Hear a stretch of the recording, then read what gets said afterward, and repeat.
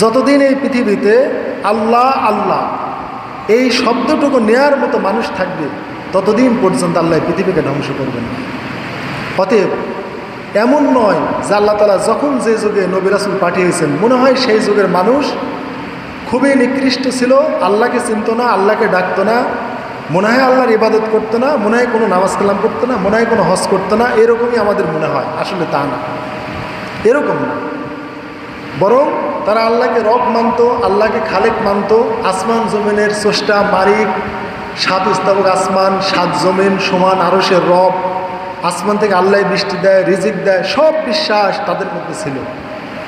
কিন্তু ছিল না একটা বিশ্বাস, সেটা কি? লা ইলাহা ইল্লাল্লাহ। ইবাদত একমাত্র আল্লাহরই করতে হবে, কোনোই মাবুদ নেই আল্লাহ ছাড়া, এই বিশ্বাসটাই ছিল না। এই জন্যে পূর্ববর্তী নবী থেকে শুরু করে আমাদের নবী পর্যন্ত যত নবী রাসূল আল্লাহ পাঠিয়েছেন, সব নবীর এক দাওয়াত ছিল। সেটা কি? ইয়া আইয়ুহান নাস কুলু লা ইলাহা ইল্লাল্লাহ তুফলিহু। হে মানব জাতি, তোমরা লা ইলাহা ইল্লাল্লাহ বলো, তাহলেই তোমরা কামিয়াব হয়ে যাবে। এই লা ইলাহা ইল্লাল্লাহর দাওয়াত দেওয়ার জন্যে আল্লাহ তাআলা সমস্ত নবীকে পাঠিয়েছেন। সমস্ত নবী, আপনি সূরা হুদ পড়বেন, সূরা আরাফ পড়বেন, নবীদের ব্যাপারে যত সূরা আছে, যত সূরা পড়বেন দেখবেন হজরতে সালেহ আলাইহিস সালাম, হজরতে হুদ আলাইহিস সালাম, হজরতে নূহ আলাইহিস সালাম সবাই তার জাতিকে বলেছে, ইয়া কওমি ইবুদুল্লাহ, হে আমার জাতি, তোমরা আল্লাহর ইবাদত করো, মা লাকুম মিন ইলাহিন গায়রু, তিনি ছাড়া তোমাদের কোনো ইলাহ নেই, কোনো ইলাহই নেই তিনি ছাড়া। এই দাওয়াতটা হজরতে মূসা, ঈসা, হজরতে নূহ আলাইহিস সালাম, হজরতে হুদ আলাইহিস সালাম, হজরতে সালেহ আলাইহিস সালাম, সকল নবী রাসূল, কোরআনে যত নবীদের কথা আল্লাহ বলেছেন, সকল নবী রাসূল একই দাওয়াত দিয়েছেন, সেটা লা ইলাহা ইল্লাল্লাহ। ইবাদত শুধু আল্লাহরই করতে হবে, কোনোই মাবুদ নেই, ইবাদতের যোগ্য নেই ইল্লাল্লাহ, আল্লাহ ছাড়া। এখানে ইল্লাটা গয়রুন অর্থে ব্যবহার হয়েছে, অর্থাৎ আল্লাহ ছাড়া বা আল্লাহ ব্যতীত আর কেউ নেই। এই বিশ্বাসটাই যুগে যুগে মানুষের মধ্যে ছিল না।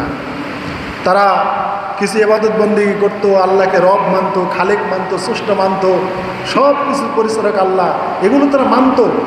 লাইন সাল দমান খলাকাস সামাওয়াত ওয়াল আরদ, যদি তাদেরকে প্রশ্ন করে আসমান জমিন কে বানিয়েছে, কে সৃষ্টি করেছে, রব্বুস সামাওয়াতি সাব'a রব্বুল আরশিল আযীম, সাত স্থাপক আসমান আরশের রবকে, তারা শীঘ্রই বলে দেবে, অবশ্যই বলবে আল্লাহ। এ ব্যাপারে তাদের ইমানের কমতি ছিল না। ইমান শুধু এক জায়গায় অনুপস্থিত ছিল, লা ইলাহা ইল্লাল্লাহ।